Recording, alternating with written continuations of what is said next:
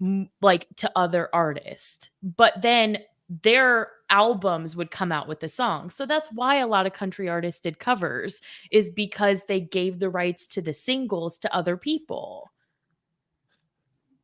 If you're just joining us on the Pete the Planner show, this is what it's like when we're off the air. Kristen impassionately making a plea about why country music artists have so many covers, and Damien asking provocative questions that get Kristen passionate about country music. Hi, everyone. I'm Peter Dunn, Pete the Planner. In just a wee number of hours, I will be driving on for 7 hours to go to Memphis, Tennessee to watch 11-year-old boys kick balls. I'm a genius. Hello, Dame. Hello, Pete. Hello, Christy. Hello. Hello, Andy. Good day. Dame and I are wearing the same sweatshirt today. Apparently, one of us uses fabric softener. I know what's going on. Like, they're the same sweatshirt. They're different colors. It's just got to be the color grading on our machines. I mean, you've got a much more representative white balance, I think, going on in your picture. Brian Pankins joins us via LinkedIn. Brian, sir, did you just win some like a corporate award of some sort? I feel like I saw you. That's so exciting. Out there being celebrated on the socials. Is that in fact true? Jason, hello. Danza, hello. Dame coming off the Super Bowl. I think all of us were right. Didn't we say we thought Kansas City would win? No, I said no. 49ers. Oh, so I was right. Okay. Here's what we're doing today. Good morning, Rick Swig. We are doing a review of our stock picks. And here's why we're doing it. Number one, I remember one of my stock picks, and I think it's doing pretty well. And then I brought this up to these two people, and they giggled and cackled like they know something I don't know. And so it's going to be a more interesting segment than you think. Good morning, Reverend Renfro, as well as Jameson. And Brian Pinkins won the Distinguished Achievement Award. Whoa! Brian Pankins with the Distinguished Achievement Award, the old DAA, as they call it. Did you get some sort of plaque, like what are those, like a acrylic, like a plexiglass plaque? You know what I'm saying? Mm-hmm. Kristen, didn't you get that one of those once from Yeah. us? I'm the only one who ever got one, because after that year, you were like, people don't want awards, they want gift cards. So I have like a one-of-a-kind award on my shelf. Rick Swink's driving to Memphis. Do you guys think that beer's going to happen this weekend? Don't joke. What? That's very high stakes. You shouldn't joke about something so serious. That would be amazing. Can you imagine? If Rick Swink and Ted and I went and had a beer in Memphis. Oh my gosh. That'd make them news. Damn, I feel like I'm forgetting to tell. Is there anything I should be telling people? Is there something going on? I don't remember. I don't think so. All right. Well, we're going to be moving through the show today, Jeremiah. So sorry, Boss Hog of Liberty. The other two segments are cap or slaps. What's the underrated, overrated? What are we doing? Yeah.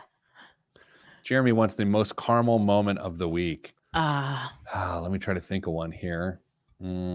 Probably too many to choose from. Yeah. What's the third segment? That one. Oh, it's a question. We have a question. Yes. All right. Beautiful Crystal Award, Brian. Wow. Ooh. He Distinguished Achievement Award. Got that DAA money. Sorry. Okay. Dame, let's start the show. Okay. Taking a half day today. You know, here you're thinking at your money line, you can't actually take a half day. I know. You can take a full day, mm-hmm. but if you take a half day, it doesn't count as a full day. It's sort of weird. Mm-hmm. I would like to take a half day because I won't be working for a half day. I feel like I'm cheating. So I'm sort of like, well, do I take a full day? But then I am working. It's confusing and it's upsetting to me. Breaking news. I'm getting a call from the Netherlands right now. Oh my gosh. Very important. So what's happening there? Are you going to Amsterdam? Maybe I want a trip. I'm curious if I should answer it and just let's not. No, you can't do that. Okay, in 3, 2, 1. This week on the Pete the Planner Show, we answer your money questions. Here's how the show works. You email us, Ask Pete at PeteThePlanner.com. That's Ask Pete at PeteThePlanner.com. And I have a special announcement for you, listener, singular. I am back actually reading emails again. That's right. I have the password I was given by my colleagues, and I read them again. I took a several-year break due to sadness and low self-esteem, but I am back reading your critical emails. Joining me, as always, Kristen Elanius, hello. Hello. And Damian Andrew Dunn, hello. Good day. All right. About a month ago, a little bit more than a month ago, we set out to shock the world with our stock picks of 2024. Here's how it works. Each one of the people on this show tries to beat Kristen, which is impossible to do. You pick what you believe to be the best performing stock by the end of 2024, the worst performing stock, and of course, you get to a little closest to the pin of what the S&P 500 finished this year. Those are the three categories. Kristen won best and worst pick last year. I won the S&P pick last year. Let's see how far we've come with just 1 month into the year. Dame, before you get started with the details, anything shocking? Are we seeing any? Are people going to really learn something here about us? I mean, they will be surprised at the performance of some of these, but probably not surprised once they learn who made the picks. All right, let's start with best pick of the year. Can you remind me what I believe to be the best pick of the year? I don't actually remember. I haven't run it once. What is it? Do you want me to go through the traditional way that we Sure, you do you, girl. Okay, all right.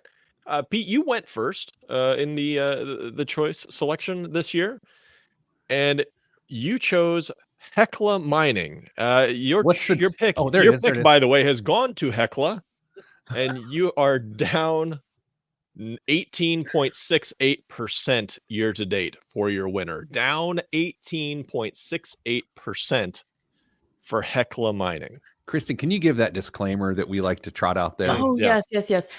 If it wasn't made evident by that last pick, this is not investment advice. Please don't do anything that we say. We are not licensed professionals. Get your investment advice from people who are, please. Hecla Mining. So, Dame, you have it somewhere on tape that I chose them as the best performing stock. That's what I'm hearing. Pete, everybody has you on tape saying that was going to be the best performing stock. Okay. A lot of upside yet, right? Oh, yeah. A lot of year to go. Hey, can I paint a picture for you right now? Is it going to be with like coal or some precious metal that you're trying to dig It could at? be. Okay. Right now, there's some very hardworking men and women somewhere in the world mining. And at this very moment, they could take their pickaxe or whatever you use to mine, maybe sulfur dioxide, which I don't even know what that is. And they're going to discover the world's largest something. And this stock could go through the roof. To the moon. Are we tracking? Sure. I mean, there's always that chance. Always that chance. Do you remember that Successories poster at the mall where the guy's mining and he turns around just at the wrong time on the other side of the wall that he hasn't broke through is just a giant gem? That's what Hecla Mining stands for. Quitting just before it becomes profitable. That's what they stand for. Okay. What are the other best picks? I don't want to eat up all the time with my great picks. I chose Delta Airlines. It is up 1.7% this year. So a little bit of a slow start, but it's trending. It could have a nice little return this year. Kristen made a pick that we were all skeptical. Well, two of us were skeptical of. Bluebird buses. Pete, you may remember that. Bluebird buses. Bluebird is up 31% so far this year. 31%. What kind of inside information do you have? It cracks me up, you guys. It's just a hope and a prayer, really. Are you hanging out at Greyhound stations on the weekend? Yeah. Last year you told me you were going to take my library card away. Did you personally purchase Bluebird buses when you made this choice this year? I did not. Did you purchase Hecla Mining? I did not. Okay. Dame, on to the worst pick of the year. Pete, you picked Big Lots. Yes. As your worst performer. And you know what? They're down 40.5% year to date. Let's go. I know. It's shocking and very impressive. Wait, Well can done. I gotta say something.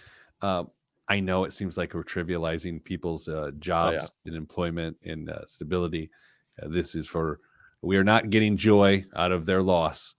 This is an investment exercise of which you should not follow, and we are trying to elicit entertainment through your bones. So how good am I doing? What is it again? Down 40.5%. Burn, baby, burn. Wow. Okay. What? I chose Beyond Meat for both financial and philosophical reasons. And was that a laugh? Yeah. No. Nope. Beyond Meat down 10.2%. Down Nice. 10, which is great. A month and a half into the year, down 10.2, not 40.5, but I feel good about that. All right. Well, I'm killing it in this category. And then Kristen chose the obvious choice here, AMC movie theaters, down 15.8%. So I am dominating. Pete is dominating the down category. He picks better losers this year than anybody else. Although I did pick Tesla last year. Yes, I said this year. Loser. Yeah. Okay. S&P 500. Dame, what are we thinking here? This year, the S&P 500, at least from the date we picked, has returned 5.89%. Oh. I chose 6% for the year. So could be a very flat year. We don't know. There's presidential year. We don't have time left. Yeah. Kristen chose 8. Okay. Still in the game. Pete, you went 14. Yeah, I do. We're all still in the game here. Any of those could come out to be exactly on the money. That could happen to any of them, which is my favorite part. Is now we're gonna have you on tape being ecstatic about Big Lots, and then some meme account on Reddit is gonna get people to buy it, and it's gonna go to the moon. Like that's the best part of doing the. That's the best part about doing these check-ins is you just never know. I will say, based on the last geopolitical week or two, the idea that the market could likely end in an absolute catastrophe this year seems relatively high, right? Like it just geopolitically, man, we're in some choppy waters, so to speak. So, Dame, the big takeaway here, this is for entertainment purposes only. The market as a whole this year, it's doing fine. Crypto is having a little bit of a run, which, Crypto Doug's excited about. Very. But it's early. It's early, and you shouldn't make your investment selections in a vacuum anyway. I have a question. Okay. You might not remember, but okay. I don't. Whatever it is you're about to say, I don't remember. When we picked our stocks this year, you text Dame and I, and you said, "Look out, I've done research." I'm just curious. Wow. I'm just curious about what that research entailed, to be honest with you. I do remember that. Okay. And I will remember how you've made me feel just now. I'm sorry. I did some Googling around some different newsletters, if you will, of like, what are picks for the year? Who's struggling? Who could possibly file bankruptcy this year? Who's looking for a breakout year? Those sorts of things, That's research. What did you do? Just like go down to the bus stop? That's exactly what I did. I sat inside some board meetings and made my picks. Dame, what'd you do? A little Googling, a little light Googling. Yeah, a little light Googling. I should have ChatGPT'd it. All right, let's do this. Let's take a break. Coming back, what are the most overrated and underrated pieces of financial advice? Is that right, Kristen? Pretty close. Pretty close. Yeah. We'll do that when we come back right here on the Pete the Planner Show. Yeah, Pete the Planner. A couple other people join us. Chris, hello. Tom Ricks, hello. Can I tell you guys, I had a magical moment this week. It actually made my heart feel nice. Wow. I spoke at a thing in Indianapolis. And first of all, you both have done public speaking. Someone will introduce you, they read a little bit of a bio, tell you so that people know who you are. It's happened, I don't know, several thousand times in my life. It's not a thing. No one cares, whatever. The person that introduced me wrote his own bio based on things that he knows about me or found. And it was just lovely. It was just like really personal and nice. And one thing he said in introducing me, he was saying, oh, he's a this, he's a that. He's a humorist. Called me a humorist. Humorist? A humorist. And I was so excited. I was like, I fancy myself a humorist. Like a Dave Barry, like I'm a humorist. Isn't that I called you a leg bone? That's weird. Not a humor. What's that? Humor. Kristen, is that humorist. That's a compliment, right? I think he meant it as one. Yeah, that's what matters. What was that?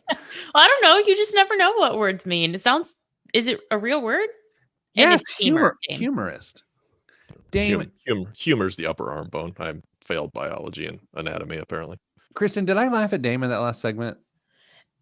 It was on the fence. It wasn't like a cackle. I don't know that it was a laugh. It was like a chuckle, kind of.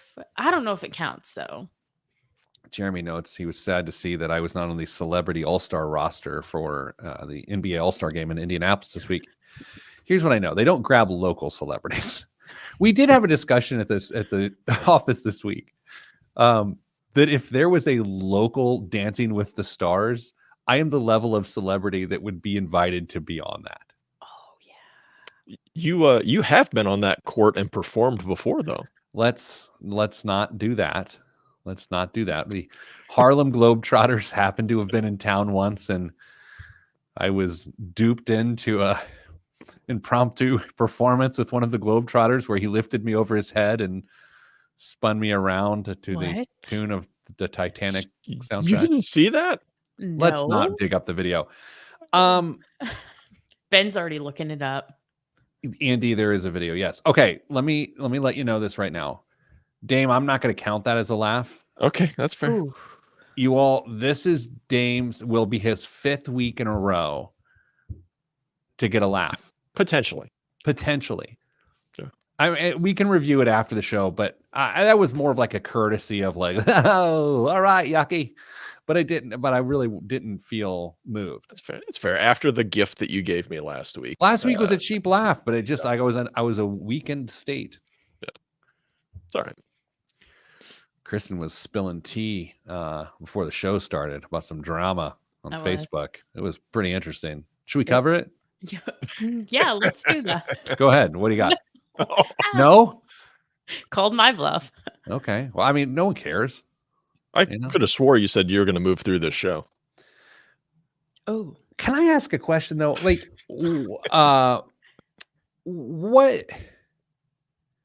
why do people share some of the stuff they share on social media, like Facebook? Like, why? Like, what is it? You're asking in earnest. I'm asking in earnest. I think it's because people want to feel seen. I think a lot of the time when people share things that you're like, ooh, why are we putting this on Facebook? I think that maybe they don't feel seen in their like everyday life and they're searching for that. That's a pretty good answer. Let's move on. That's why I asked if you were being serious. Well, that's a really good answer. I mean, yeah. And again, I'm not trying to make fun of the people that are doing that. It's a sincere question of like, I don't know, like dignity comes into play for me. I'm like, but it's one of those things. Okay, you're clearly sharing the best moments. Mm-hmm. You get more. I guess I get just as concerned about the people that share just the really awful things, and you're just it's sad. Mm-hmm. Let's move on. Okay, that'll be fine. I still am struggling to learn how to use this phone. Jeez. Boomer. Okay, in 3, 2, 1. Back on the Pete the Planner show. You know, there's a lot of personal finance advice floating out there from all sorts of people. Some of it is good, some of it is bad, some of it is overrated, and some of it is underrated. And right now, what we're going to do is we're going to walk through some very common financial advice as read by the one and only Kristen Elanius. Kristen, did I describe that okay? Yes, I was thinking maybe a little bit more niche, and I was thinking about like budget hacks or like approaches to spending. That's where all of mine are. If you want to expand that and the two of you share others, the ones that I have are all more budget related. Are they under or overrated?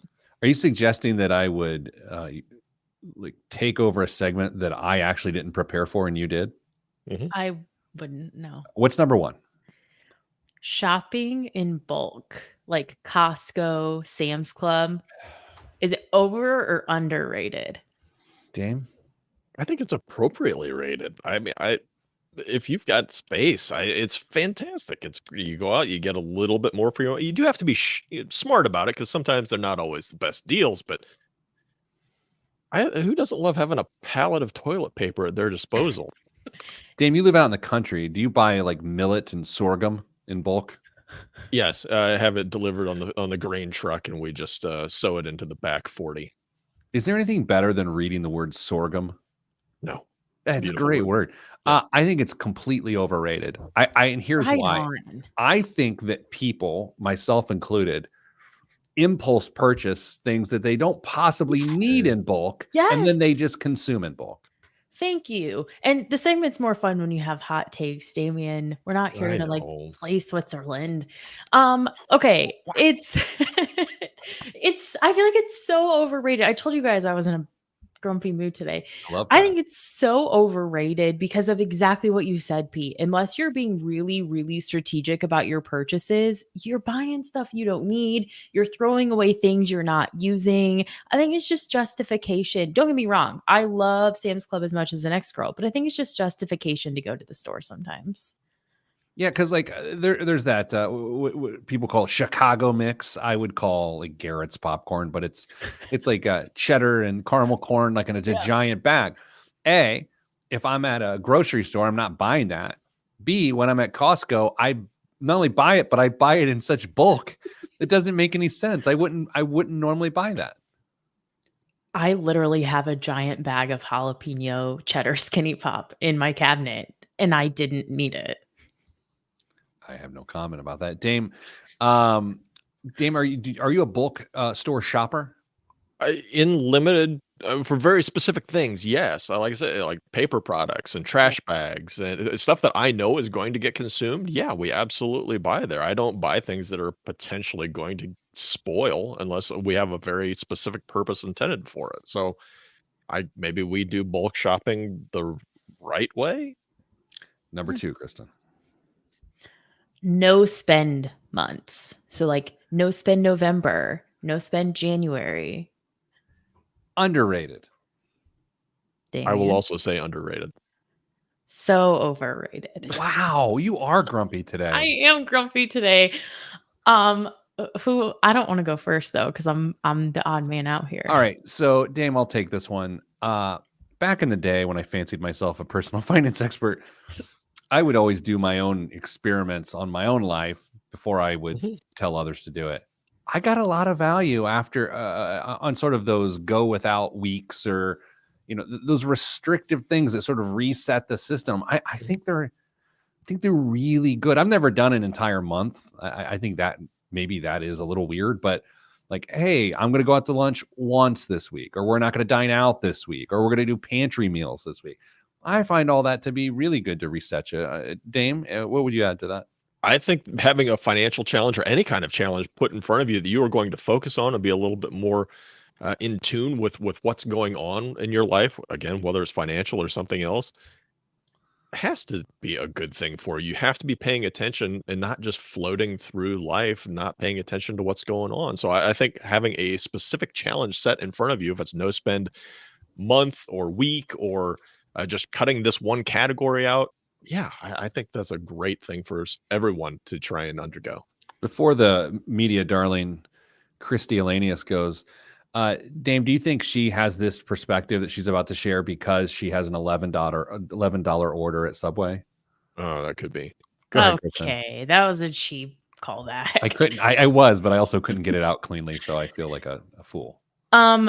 Big Rick Swink in the comments on the live chat is he is gunning for my vote for listener of the year because he says it's just a no spend sandwich between extra spend bread. And that's what I feel happens to most people in these, is that you're so restrictive that then when you remove those guardrails, you overindulge in spending. But for me, more than that is it's so hard for it to be binary. I know we've talked on this show about like dry January or like other challenges. To me, some of those are easier and slightly different because it's just like a yes or no thing. No spend months at their core aren't even reality because there's no universe where you cannot spend money. And so I think that slippery slope just makes the concept overrated for most people. Number 3. Me again? Sure. It's your. What do you want me to give? Oh, I didn't know. Never tip. Like, I don't know. I didn't prepare for this show. Well, Damien did, I think. Dave, do you have one? Sure. Okay. Trading in a car just because the new one gets better gas mileage.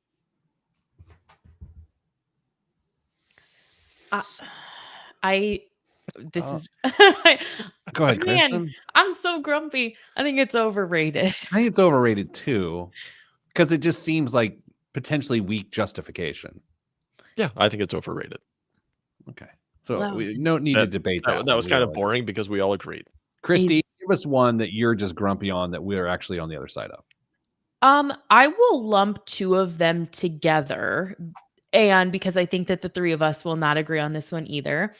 And I will say, I'll call it energy hacking. So carpooling to reduce fuel costs and like paying really close attention to like your thermostat. So colder in the winter, hotter in the summer. Do you think that that kind of restriction is under or overrated? Dame and I are definitely going to agree on this. Overrated. Yeah, 100% overrated. Yeah, Kristen, thermostats should just have like a range of 3 numbers on them. Basically, you know where you're going to live in those, and just set it and forget it. like a Showtime rotisserie. Yes. I disagree. I think it's underrated. I think it's an area of your life that you can get really comfortable, and before you know it, your expenses in those areas can become out of control.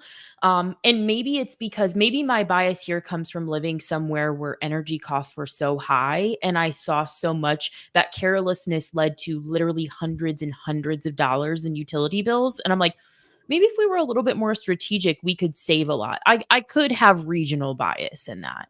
Aren't we coming off the heels of a random man showing up from the water company at your front door to tell you that you had a exorbitant utility bill? And then so you're overcompensating by this, by making it this personal finance hack about how good a job you do at this? Yeah, he did. My water bill was $270 and I almost cried. Boy, It was awful. it really feels like there's some holes in the cobbler's shoes here today, doesn't it, Dave? Sure are. Kristen could have filled 2 city swimming pools with the amount of water she went through. It's true. I will give one quick one on the fly to wrap the segment. Putting cash in envelopes and then only spending cash out of envelopes for each budget category. Overrated or underrated? Dame? Underrated for the right person. Kristen? Overrated. Overrated. All right, coming up after the break, a question about something. Money, that is, right here on the Pete the Planner show. Pete the Planner. That was dirty. That was dirty. Oh. Indiana and Kentucky have affordable rates, says Deanna. Mm-hmm. Oh, Deanna. Hello, Deanna Hall. Good to be with you there. All right, Kristen. Mm-hmm. You guys sent me this email, so now I gotta.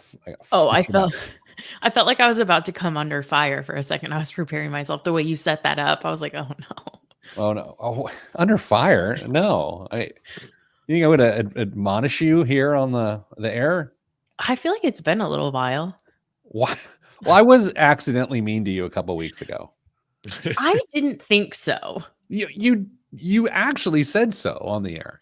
Oh, but like in a lighthearted way. I don't know. I do love that you're grumpy today, though. It's given me life.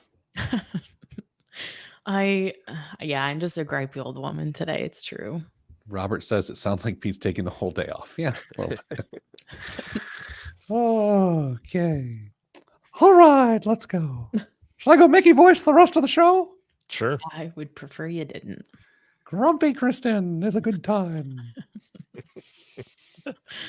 Kristen, I think I like a lot. There's a lot about you that I really like, but it is your tendency to occasionally get grumpy that is the most endearing quality that you have.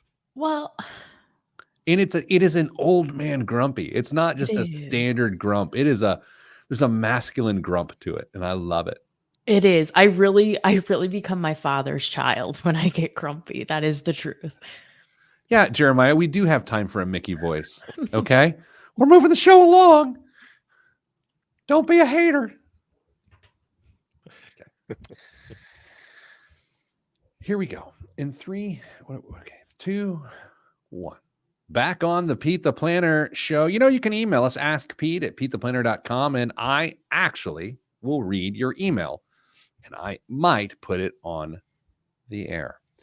Dear Kristen and co, as I was listening to an old show, I heard you say that you shouldn't spend more than 25% of your income on housing. I spend considerably more than that, 40%, but I think I'm okay. I still save 12% to my 401k. I have 4 months of expenses in an emergency fund, and I still have money left over every month. Am I still in trouble? Signed, no one. There's no name on this. Fair point. That is the dangers of broad stroke personal finance advice in the media, which is something that I've battled my last 20 years or so. It's a tough one, right? You want to give general rules that apply to most, and knowing that you're going to, deploy ideas that don't hit some. So Dame, is that just a classic example right there? I think so. I think there are certain people who know exactly what they want to accomplish financially, and they know if they can take that, I don't know, additional risk may not be the right term for that, but they can take on that extra expense in a category that can get somebody in trouble really, really quick. And if they know they can still hit all of their other goals and still have some money left over, I don't have any issues with that.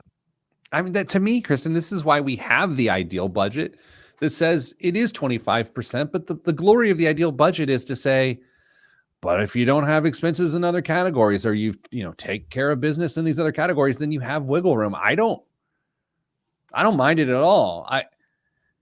Do you? So my answer depends on this person's life stage. And I think that the two of yours might as well. If this is a single person, do you feel differently than if this is a young couple that wants to start a family, or a couple that's closing in on retirement? How do the circumstances surrounding a housing decision impact whether you think this emailer is okay or not? Yeah, I mean, very well said, by the way. I mean, Dame, I would, to Kristen's point, if this is a single person who planned to continue to not mingle, then it would probably be fine. If it is a pre-retiree who is in the process of paying off their mortgage, it's fine.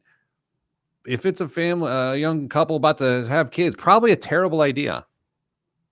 Is it though? I mean, if they've got the cash left over and the income is going to remain steady, yes, kids are expensive and they will add some additional month to month expenditures and costs to your financial budget. But if it's financially feasible, is it horrible? But I think, all right, Kristen, help us out here, because I believe a young couple about to have kids has no idea what they're in. Kristen, you should know this. They have no idea what they're in for with kids and those expenses. So I think that whatever margin they think they're okay with, it's going to become cost prohibitive real quick.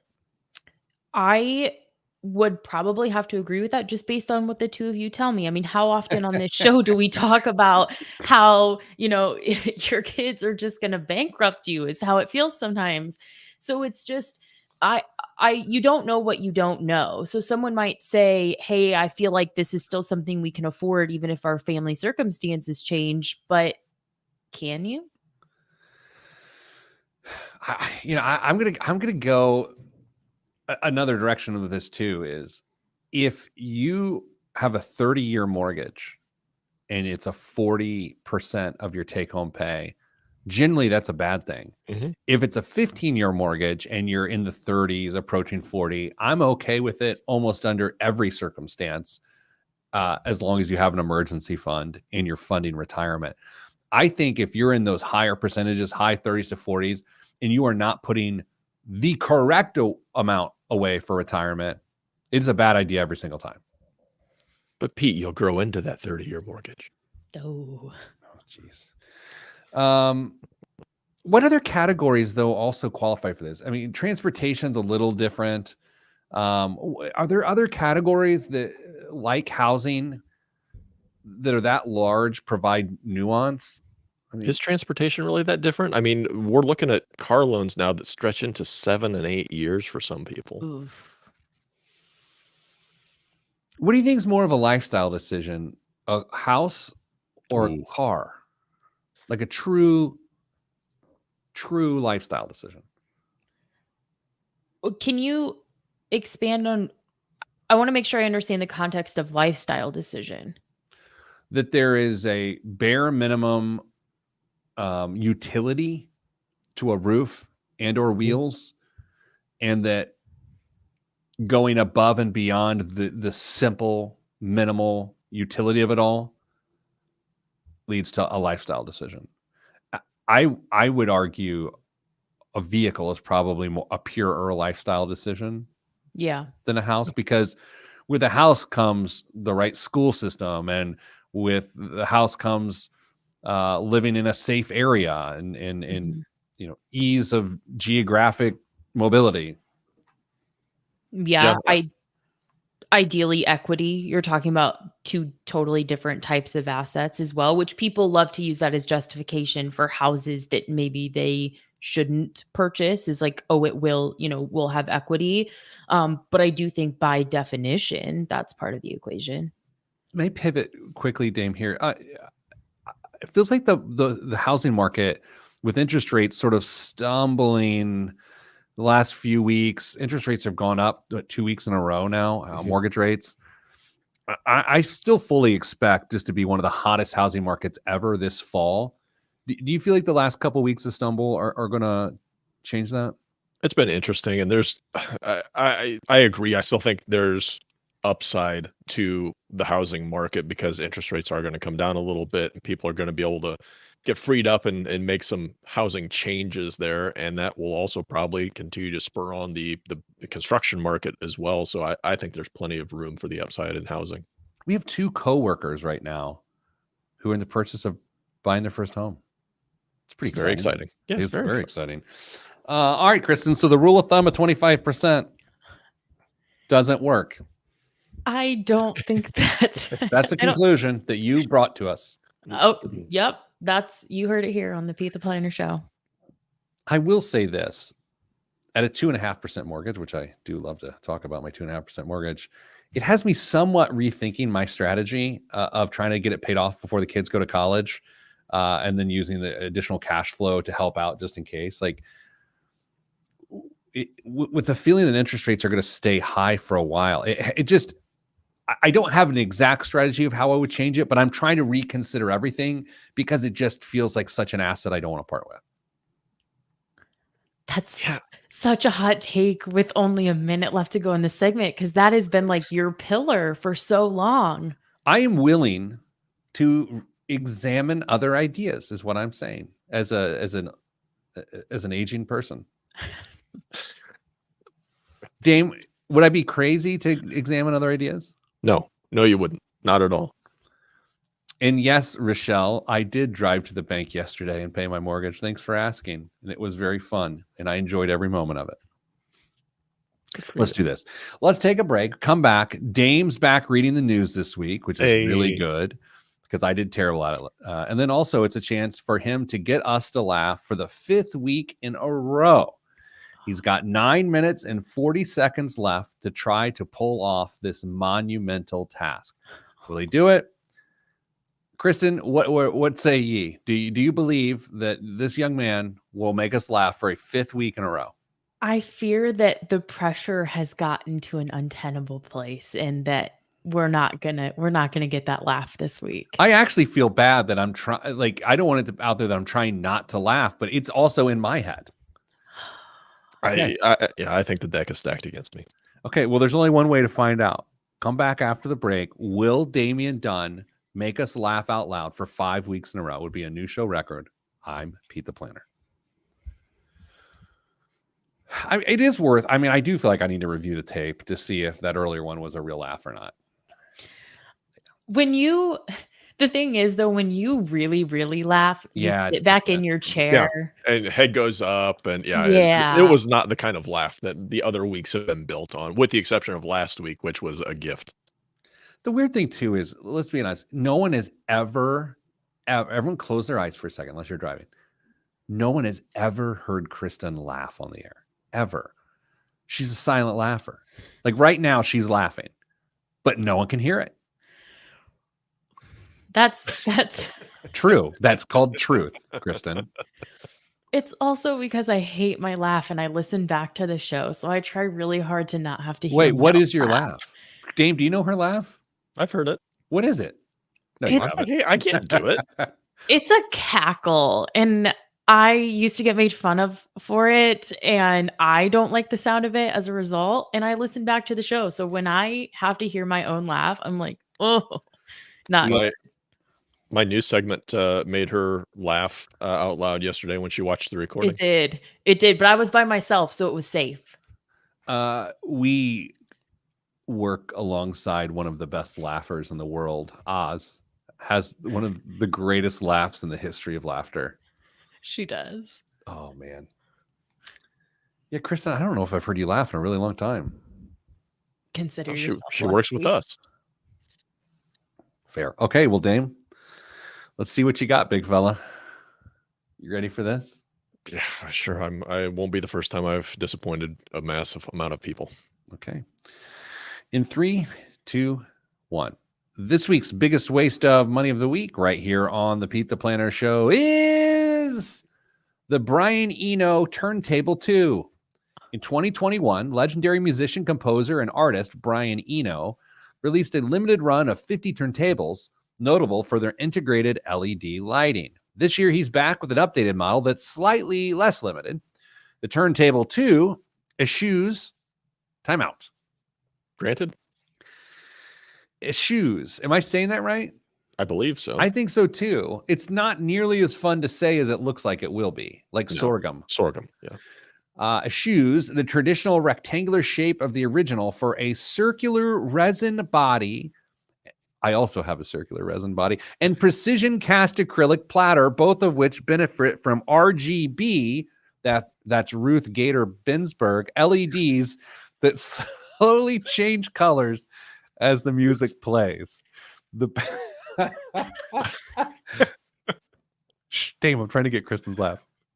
I'm throwing everything I can at her. That was hilarious. The belt drive motor supports 33 and 45 RPM playback, while the white project aluminum tone arm, Ortofon white 2M cartridge and gold-plated RCA connectors keep the sound quality high. 150 handmade pieces and 20 artist proofs will be available from the Paul Stolper Gallery beginning this past Tuesday, February 13th. All right. Kristen, you're a big fan. What do you think? I actually am a big fan. I don't know, unless this is like totally out of control, I might not think this is a huge waste of money. This is, oh my goodness, I hate this game. This is $400. This game hates you as well. Damien? Kristen, this thing has art. I mean, it was literally in, I think, in the description, the copy. This is a $3,000 turntable. 25,250 American It's just silly. dollars. You can buy a strip of LED lights off of Amazon and wrap it around whatever you got and get part of the feeling of that. Dame, what's in the news this week as you go for your 5th week in a row to make us laugh aloud? Go. Do it. Tell your jokes. Bitcoin to the moon. At least that's what some people were saying earlier this week, as Bitcoin surpassed $50,000 for the first time since December of 2021.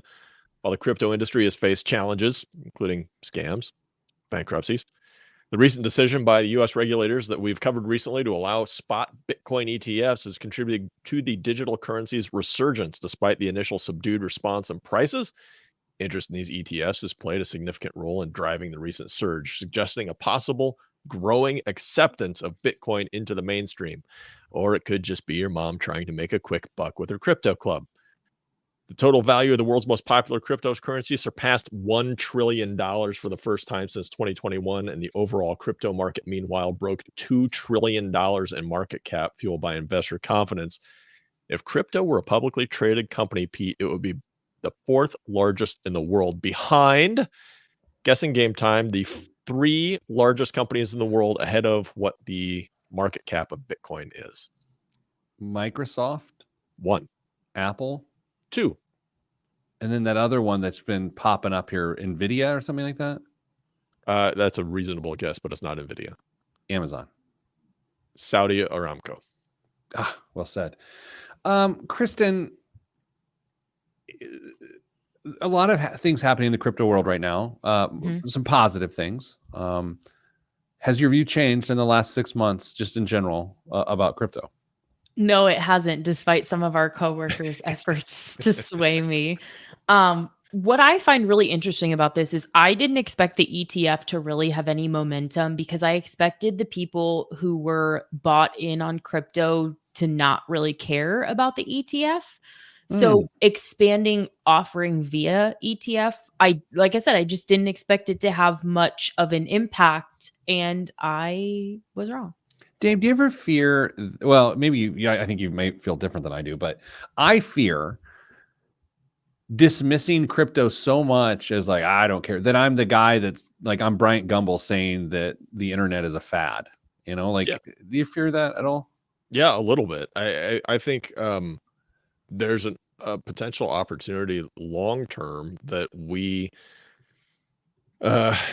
just view it in such a light that we ignore whatever positive trends there may be, because we're just so stuck with our lack of understanding or willingness to try and continue to revisit it and see what applications it may actually have, which is something that I think you and I specifically have to continue to fight through and look at it with fresh eyes whenever we can. But I think this particular thing is more of a result of financial advisors having a way that they can get some of their clients into a diversified position and getting us some exposure to crypto.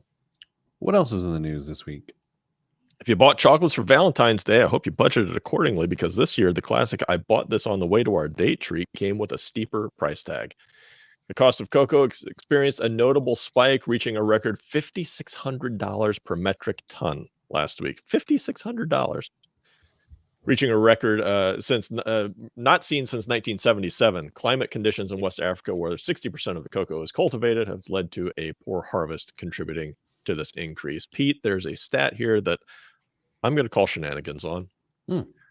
Despite the higher costs, the National Confectioners Association reports that approximately 92% of Americans plan to buy chocolate or candy for the made-up holiday. I'm going to say balderdash. No. Kristen, what word would you like to use? I don't know. I wasn't prepared for that question. Can I a point of order, if I may, and I don't want to mansplain raw ingredients to you. Isn't it cacao? It is, but I didn't want to pronounce it incorrectly, so I just used a different word. Kristen, would that story have been better if he would have said cacao? Only if he would have said it like that, though. Yeah, Dame, how do you ethically put out that press release saying that 92% of people plan on buying candy for their loved ones. Okay, we have 3 people who have loved ones on this show. My wife did buy, pardon me, my life partner, Mrs. Planner, did buy candy for our children. I did not buy candy for anyone. Dame? I did not buy candy for Valentine's Day, but I don't know if you've noticed the Reese's Easter eggs are out. So I have bought a couple of those for Mrs. Advice because those are the I love those. But it was for Valentine's Day, the 92%, right? Yeah, the stat was for Valentine's Day specifically. Yes. Kristen, have you bought any cacao products for loved ones? I have not, no. Okay, so it's a dumb stat. Doesn't make sense. You heard it. I agree. Wait, is it 92% of adults or people? Of people working at the confectioners, whatever they called it. Yeah, 92% of Americans was the. No, absolutely not. Shame on the house of cacao. That's just, how can they put that out there? I know that's not the point of the story, but Dame, you're right. That's ridiculous. Who was their sample? Where did they go? Their employees or their board, I'm telling you. 92% of Americans. Okay. A preschool? 92% of Americans don't even have the ability to make purchases. That's not wrong. Yeah. Yeah. Yeah. Let's say there's a baby. Baby ain't buying candy. And there's a lot of babies. And if you did, you'd steal it from them. It.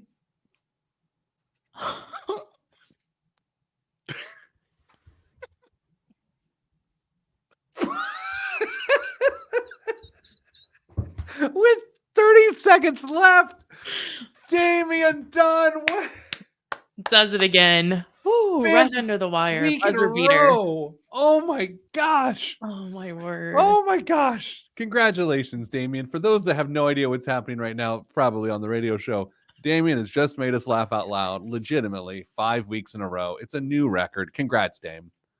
Thank you. Wow. A little emotional. Sending you good vibes, everyone, because good vibes are all that's in the budget. I'm Pete the Planner. Wow. Oh my gosh, Dame.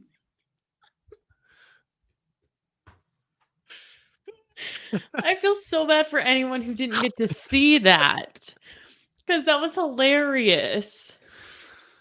Oh, that was like a last second buzzer beater. That was a half-court shot. Just going for it. I was so close to holding it in.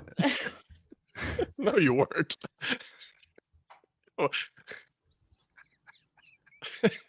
Oh my gosh. Oh. Good job. Man, Dame, that was good. Was that written in your copy as a joke you were going to try to get out there or not? No. How can I make that? You know. Came up with baby.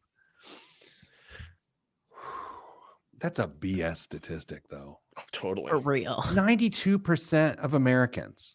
Not true. Read it again. Read that part again. You got it? Yeah. I'm mad. I will. Yeah. Despite the higher costs, the National Confectioners Association reports that approximately 92% of Americans plan to buy chocolate or candy for the made-up holiday. I want to see the financial reports of the National Confectioners Association. Like, oh yeah, well, our revenue went up 100,000%, trillion, billion. Oh, but see, I got I received for Valentine's Day the chocolate covered strawberry crumble cookies, and those have chocolate in it. So, wait, your special person bought you crumble cookies for? Yeah. Can I ask a question that sounds something other than it's meant? Yes. Is there a crumble cookie near you? Like, not close. Like, It's probably, there's got to be one north of you, right? Yeah, absolutely. How far? From my house, like 25 minutes. Okay. Give or take. So that person went nearly an hour round trip to get you a Valentine's gift? Yes. Well, that's lovely. It was really lovely. That's very kind. It was kind. But only because I was really, it was kind. Jameson with crumble cookies, overrated. Hold on. Generally speaking, I would agree with that hot take. However, the chocolate covered strawberry cookie that they only have for Valentine's Day is absolutely delicious. Occasionally someone will bring in some around here, and like I'll have you got to cut it in quarters. It's the only way you can consume it or you'll die. Yes. It will knock me out cold. And so I can't even have one. It's like 5 times worse than a donut for me. That's because they're just sugar. Ladies and gentlemen, I am looking at an executive summary of a report from the National Confectioners Association. They list a number of micro seasons where chocolate is often given as a gift, or people enjoy chocolate in these micro seasons. Would you care to guess the percentage of people in these micro seasons that enjoy or gift chocolate? 119%. Mother's Day. What percentage of people enjoy or gift chocolate for Mother's Day? Well, if we're basing this is wait, enjoy? It says percentage of people who enjoy or gift chocolate or candy for Mother's Day. 10%. No one's giving Mammy Skittles. I don't. 65%. No one's giving their mom candy. These get better. Thanksgiving. Wait, what was it? What was the answer? 65%. That's so stupid. Thanksgiving. It's one of those most celebrated candy holidays. I used to make homemade candy.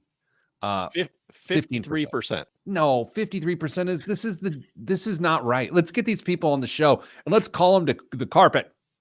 National Candy Month and other summer holidays. Memorial Day, July 4th, Labor Day. Combine 100%. 47%. They have the Super Bowl on here. 37%. 37% of people enjoy candy on Super Bowl Sunday? That's what it says. Enjoy or gift. Man, that is some loose enjoy or gift. To enjoy, does that mean to consume? Because what if you consume it and don't enjoy it? That's fair. I think they're counting people both as the giver and the receiver. I enjoyed giving. That gives me 2. What's Halloween? What kind of... 100%. They don't say the percentage of people. What they do say is that 64% of chocolate and candy sales are generated during the big 4 seasons, Pete. The big 4. Valentine's Day, Easter, Halloween, and winter holidays. That's the whole year. Which of those 4 seasons do you think sells the most? Valentine's Day, Easter, Halloween, winter holidays. Halloween. It's going to be the winter holidays, isn't it? Winter holidays, $5.6 billion. Halloween is $5 billion, Easter is 4.6, and Valentine's Day brings up the rear, 4.2. Let's go. Wait. It's the 4th largest holiday, but 92% of adults.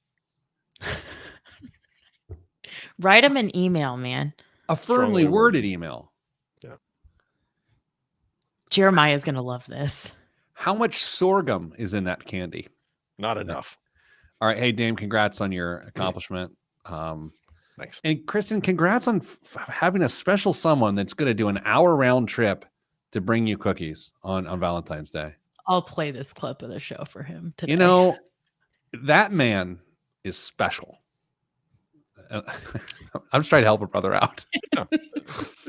He deserves just all sorts of credit and adoration based on that. And a new pocket flashlight. It is. He is too good to be true. He is a legend, and he's the greatest. Too far. All right. Everyone else, stay getting money.